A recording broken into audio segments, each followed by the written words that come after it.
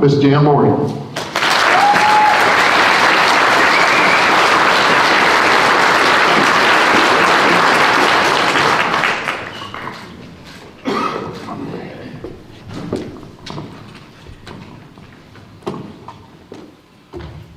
How are y'all doing today? Thank you so much for giving up a Saturday to be with us. It's good to be back here in Alabama. I love the fact that BamaCarry calls this a freedom conference. Amen. Because that's really what it's all about. It's not just our First Amendment, it's all of our rights. You know what President Ronald Reagan said about freedom? President Reagan said that freedom is never more than one generation away from extinction. He said it's not something that we pass on to our children through the bloodstream, but instead it's something we must fight for, protect, and then hand down to our children so that they can do the same. Otherwise, President Reagan said, we will be telling our children at sunsets what it was like to live in America when men were free. I don't know about you, but I feel like we're already in that sunset. I've been telling my daughter when she was a little girl, I remember the time when you could order a shotgun out of the Sears Roebuck catalog and have it delivered straight to your house. I remember I had to explain to my daughter why she couldn't just drop a fishing line into the water and catch a fish unless she had a permission slip from the government. And in Arkansas, they even tell you how many fishing poles you can have out at one time. I mean, it's ridiculous. I remember when you could wear a red baseball cap and not have to worry about being assaulted. I don't see any of them. Well, I see a couple of red caps out there today. But you know, I feel like we're already in that sunset, folks. Do you agree? Yeah. You know, about 7, 8, 10 years ago, I felt uneasy about where we were in America about 2 or 3 times a week. Now it's every single day. Every day. To the point that it's not just I'm a little uncomfortable by what I'm seeing happening around me. It's almost a constant gnawing in my gut. I mean, if you turn on the TV, it's hard to watch for very long because our freedoms are being chiseled away. In my case, I feel like it makes me feel sick at my stomach. And I asked my husband the other day, we were laying in bed trying to get up for the day, and I said, you know, I've just gotten to the point where every single day I just feel almost sick to my stomach with this uneasy feeling about what's happening in America. I mean, every time I think it can't get any worse, then we have Virginia. And I said, what makes you feel uneasy? And my husband, being the smart aleck he is, he said, well, standing in the line to vote and seeing millennials in line too, that makes me uneasy. So what are we going to do, folks? Our freedom is being chipped away. And I think if you ask, okay, how did we get to this point? It's not like the America freedom haters just took a wrecking ball to our freedom, right? That's not how we got where we are today. What's happened is, while you and I were busy working, going to school, getting our kids up, getting them to their extracurricular activities, you know, carrying on with life, while we were busy doing that, the freedom haters in America have been chiseling away at our freedoms. A little here, a little there, a little over here, and then all of a sudden you wake up one day and we've got a national gun registry. Did you know that? How many of you knew we have a national gun registry now?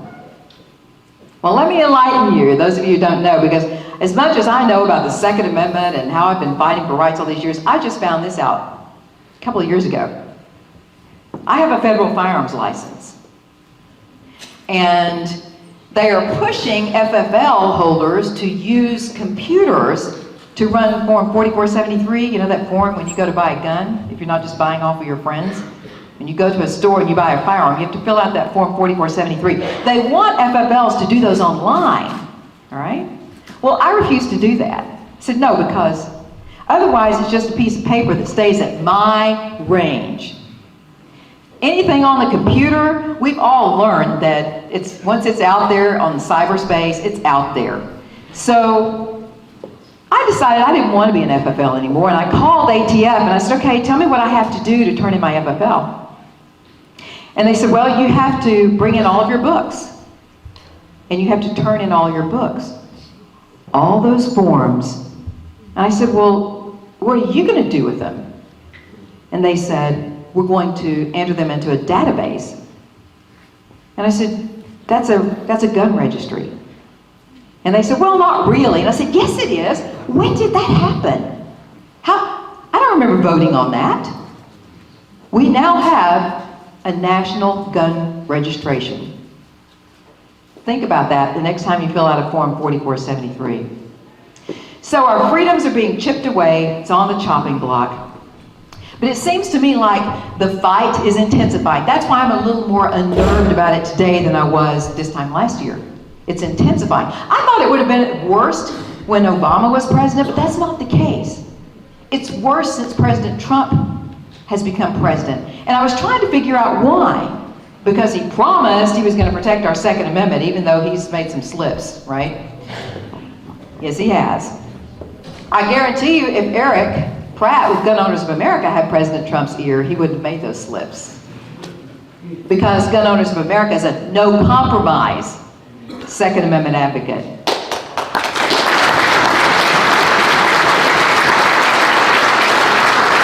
See, compromise is the problem, folks.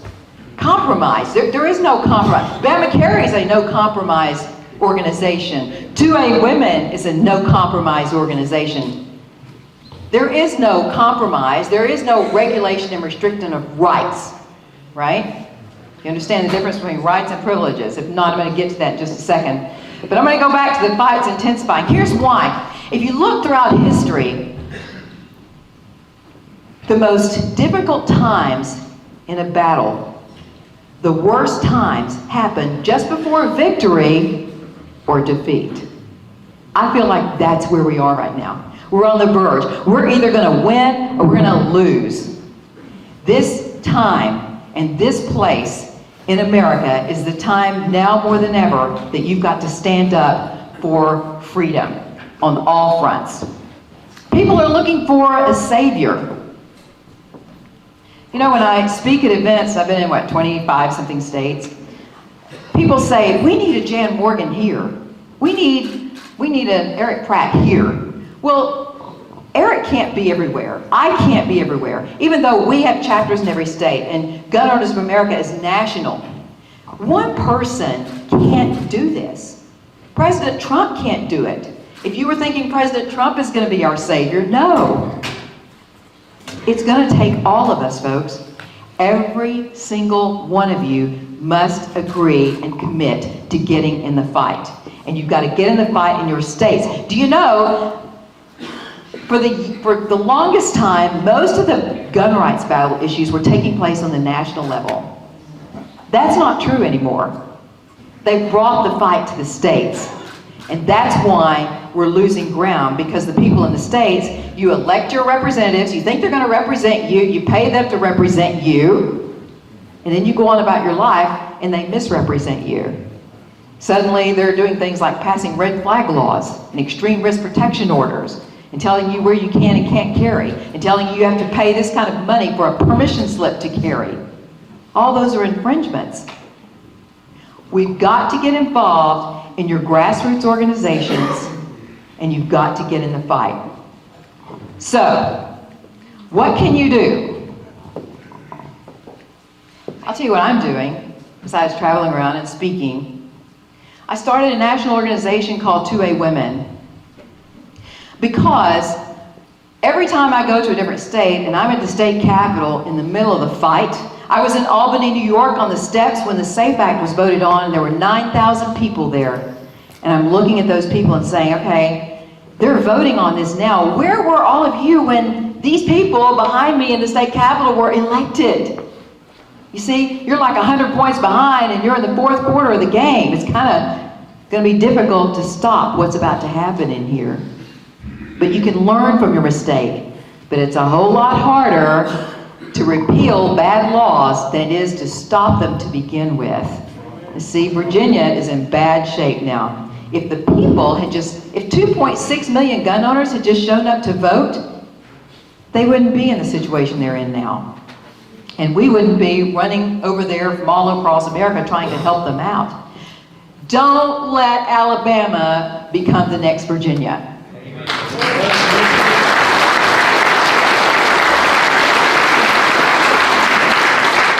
So 2A women, what we are, you know, Moms Demand Action, they show up at the state capitals wearing their little matching red t-shirts, and they walk around with their posters, and they demand, and they yell and scream, and they raise Cain. That's not what 2A Women does.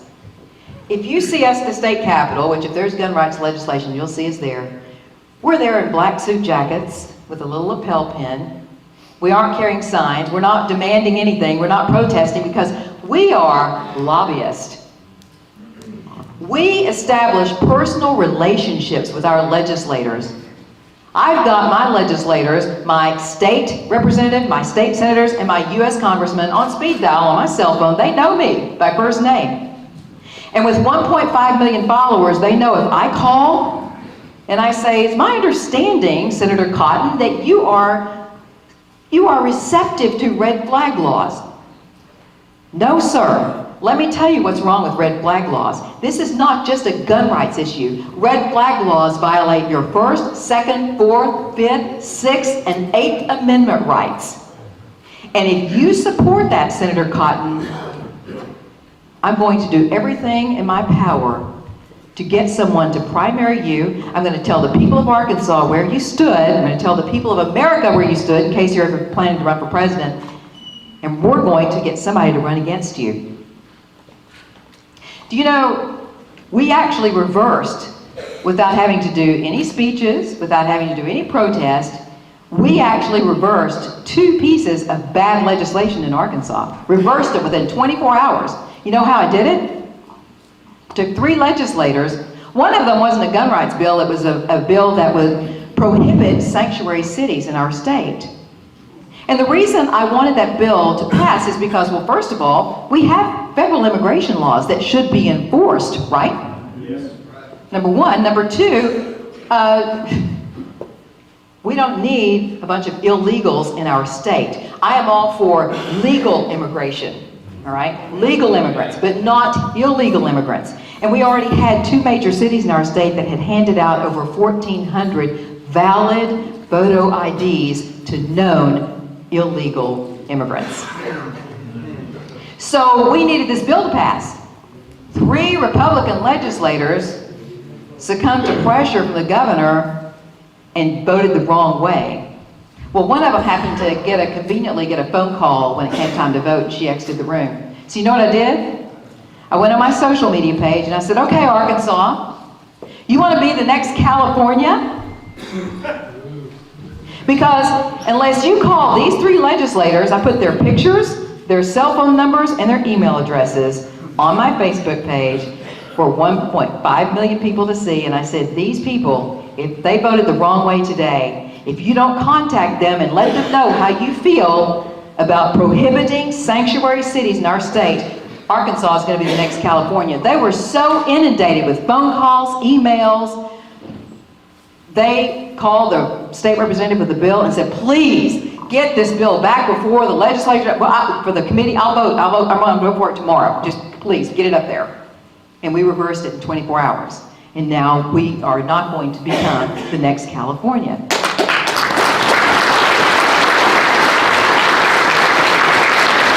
And we do the same thing on gun rights. You know, when state legislators start calling you in your state, I'm meeting with one this Wednesday, this next week. And she voted the wrong way twice last year on gun rights issues. And so we were going to get someone with 2A Women to run against her. Well, she called me last week and she said, I need to talk to you. And I said, yes, you do. Sure do.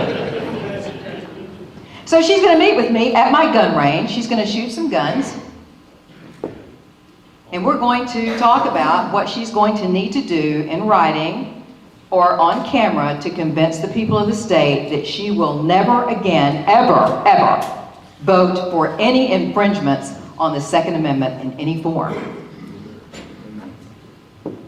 So that's what I'm doing with 2A Women. By the way, I would like to introduce you to some of the ladies back in the back. Tiffany, raise your hand. That's Tiffany McCauley. She's a police officer in Hot Springs, Arkansas. She is the Arkansas State Director of 2A Women.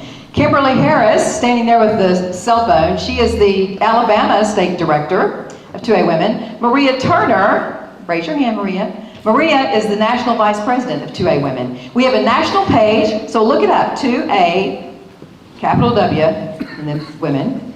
And men and women can join us. We don't charge anything for you to join because we're not trying to make money. What we do doesn't cost very much. We're here to serve as a support system.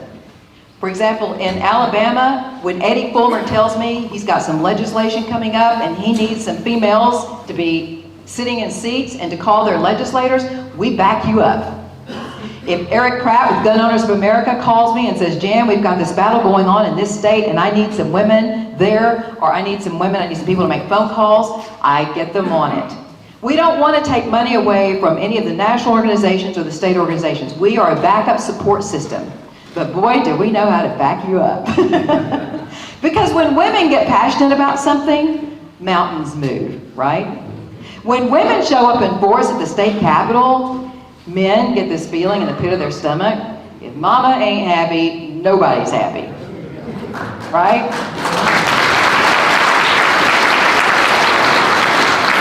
Also, just on a sideline, 2A Women also is really focused on getting more women armed and trained. So we have a scholarship program and we have donors who donate to our organization and they actually pay for women to take firearms classes. We have teamed up with the Well-Armed Woman, Carrie Lightfoot of the Well-Armed Woman program. She has certified instructors in every state. And so if you have a woman in Alabama, if you know someone who can't afford to pay for a pistol class, to pay for training, maybe it's a domestic violence victim. We've helped a lot of domestic violence victims. But we take your donation and then we have a board and we go over very carefully the applications of women who say, I really need help, I can't afford to take a class, or I can afford to pay a little. And then we connect her with an instructor and we pay the instructor in that state, in that city, to train her. So we're really excited about that program. And then also what we do to be accountable, we ask the woman who took the class if she will mind sending a thank you note to the person who donated the money for her class. And that way, if you donate and pay for someone's class, you'll get a thank you note. In fact, this last week I had a lady in one of my classes who was a domestic violence victim, and she actually got to meet face to face the guy who paid for her class, and she just cried. It was the most amazing moment, and to get to be a part of that, what a blessing. Most armed, most free. We need women to get armed. So what can you do? I'm going to give you 3 things. Should I stay on my time here? Good, okay. 3 things that you can do to help out, all right? Number 1, stay educated. I know I'm preaching to the choir in here because most of you guys, you're here because you do care about keeping on top of information. But you're going to have to also educate others. If you've got kids, grandkids, friends, neighbors, I know that it's not easy to talk about these things at family gatherings. It's not easy to talk about it as you're walking out of the church or going into the church. But gone are the days when we don't talk politics and religion anymore. Yes, we have to. Christians are the largest population of people not voting. It's killing us. Gun owners are a large population who aren't voting. It's killing us. It's killing your freedom. We are our biggest enemy. As Beth said, we don't need to be tearing down each other. We need to quit fighting over the little bitty things, and we must come together. And we need to we don't have the money that Bloomberg has. He has vowed to put $60 million into specific political races in areas where the politicians currently in office were resistant to gun regulations and infringements. $60 million. Well, BamaCarry doesn't have that kind of money. But you know what?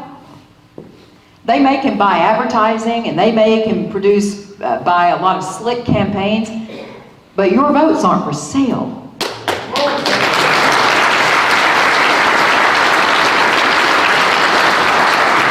And just to prove that money doesn't buy everything, President Trump spent the least amount of money of all the Republicans who were seeking the Republican nomination for president.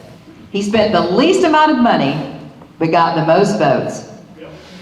Why? Because he energized the base and got people to the polls. And folks, that's what we have to do. We have to realize that he can spend all he wants, but our votes can't be bought, and we need to talk to our friends, we need to talk to our neighbors, and we must educate our children. That is the next generation. And if we don't get them onto the 2A front, we're in serious trouble. So education is the first thing you can do. Educate others. Take a liberal to the gun range. I know it's hard. I have some Democrat friends, and believe it or not, some Democrats have actually stood with us, and our state legislature have voted the right way on gun rights. So, we can't write off all Democrats. I agree with Beth. There are some people that no matter what you say, you're not going to convince them. But there are a lot of fence sitters out there. And the best thing you can do is invite one of those people to go shooting with them, but don't hand them a .45, hand them a .22. Teach them gun safety first. Make it a fun experience. Don't go to show off. Go with the intent that I'm going to make sure this person has the best time ever. And ladies, there's nothing like, women approach the whole gun thing differently than men. And I know Beth is an instructor, she can tell you this too. When you work with women, it's a whole different thing. Because with guys, if you watch two guys, a male instructor and a male student, and they're standing there and the student is shooting, they're looking at each other, that's good shooting, blah, blah, blah. But you take a woman, a first-time woman shooter, and she fires that first shot, women are going to talk it to death. They're going to go, so how did that feel? What do you think? So you want to do it again? Oh yeah, that's awesome. Women love to talk. And so as a male instructor, if there are male instructors out here, you need to remember that, men are from Mars, women are from Venus, or whichever. Women have a whole different, we're lovers and nurturers, not natural killers, okay? And so for women who've never handled firearms, if you are a guy who hands a woman a 20 gauge or 12 gauge shotgun for the first firearm for her to shoot, you think that's funny? You are on my ugly list.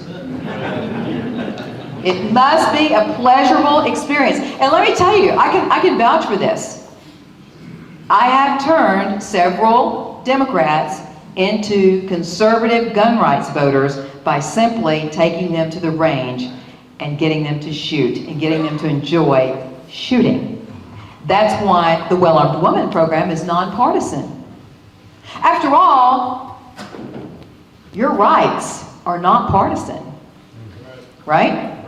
Doesn't matter what political party you're with or if you're not political. A right is a basic human right. And on that, folks, gun owners are some of the worst about this. I hear people all the time say, well, the Second Amendment is my gun permit. No, it's not. Don't give the government that kind of power. The Second Amendment is not your gun permit. The Second Amendment doesn't give you permission to do anything. The Second Amendment is a statement limiting the power of the government.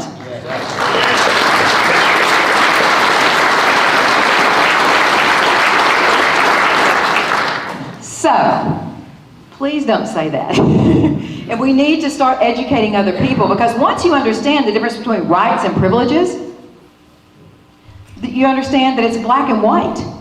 There is no gray. That's why 2A women, our colors are black and white. There is no gray on the Second Amendment. Now, there are a lot of gun owners who are what I call 2A butters. I believe in the Second Amendment, but I think that we should get guns out of the hands of crazy people, so we need red flag laws. I believe in the Second Amendment, but I think you should have to get a permission slip and you should have to go through training classes. I believe in the Second Amendment, but I've heard it, you've heard it. You say, no, I'm sorry, but no, you don't believe in the Second Amendment. Rights are inalienable, folks. It's something you're born with. It's God-given for those of you who are religious. My rights are God-given. The government, what the government can give you, the government can take away. So when you say the Second Amendment is your gun permit, you're giving the government power that it doesn't have over your right. So remember, rights are inalienable, not to be regulated or restricted. Privileges, on the other hand, can be regulated and restricted. Driver's license is a privilege. So that's why, if we can understand the difference between rights and privileges and then educate others, then they all understand that the 30-something thousand gun control laws on the books in America right now are all in violation of the Second Amendment. That's right.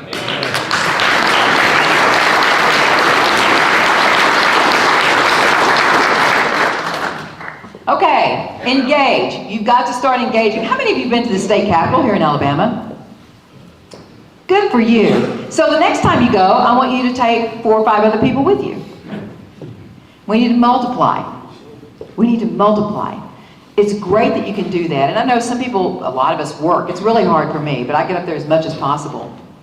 And when I can't go, and there are enough 2A women with different work schedules that we manage to get somebody there. Rachel Malone, the Texas director of Gun Owners of America, she's got a big deal coming up in Texas, February 26th. And I said, Rachel, what can we do to help you? We're sending her some women. She said, I need people in seats. And we're sending her men too. By the way, men can be members of 2A women.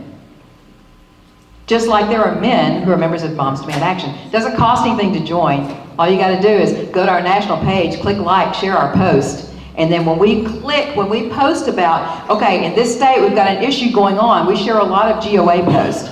You know, please do this, email, and Gun Owners of America does a really good job of making it simple for you. You click on the link, it's already got the email to the legislator and written up in your district. All you got to do is push send, and it's done. It's done. See how easy that is? So even if you can't go to the Capitol, you can at least email.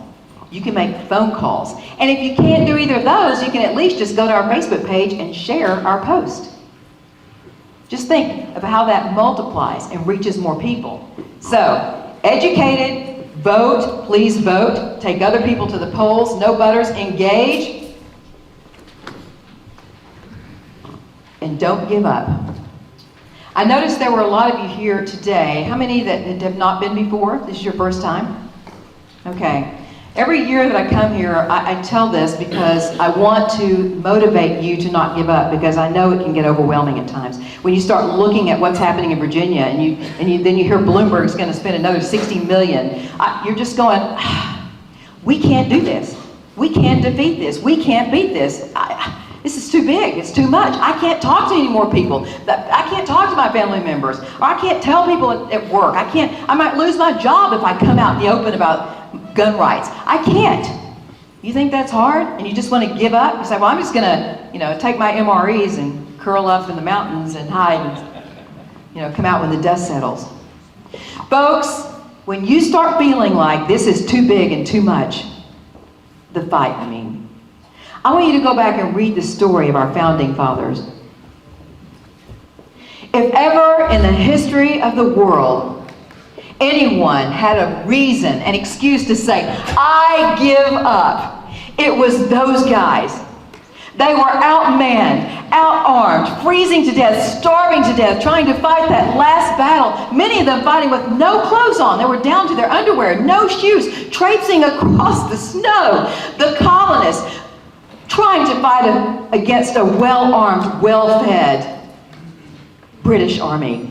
And do you know what the British said about the colonists? They said, you can find the colonists, just follow the trail of blood in the snow where the ice is ripping the skin off their feet. Yes, if anybody in the history of the world ever had a right to say, this is too big, I give up, I can't do this, we can't win, it was those guys. But they didn't. So you think you got it hard? You just remember what they sacrificed. They gave us a constitution. Can we keep it? Do you know of all the things our founding fathers had that were critical to their survival? Clothes, horses, back in those days. Guns were the only inanimate objects mentioned anywhere in the entire Constitution and singled out for protection. Why was that? Thomas Jefferson told us why. He said the reason the strongest reason for the people to retain the right to keep and bear arms is to, as a last resort, prevent tyranny in government. What is tyranny in government? It's loss of your freedom. Patrick Henry said, "Is life so dear or peace so sweet as to be purchased at the price of chains and slavery?" Henry was telling us that without freedom, without liberty, your life is nothing more than servitude. Your rights, folks, are all that stands between you and tyranny. I agree with Patrick. I, Jan Morgan, will take dangerous liberty over peaceful slavery any day, and I will fight. As long as I can breathe, I will stand up and fight. Will you? Will you stand up and fight? How many of you will stand up and commit today, I'm going to fight for the Second Amendment, I'm going to fight for my rights, I'm going to fight for freedom?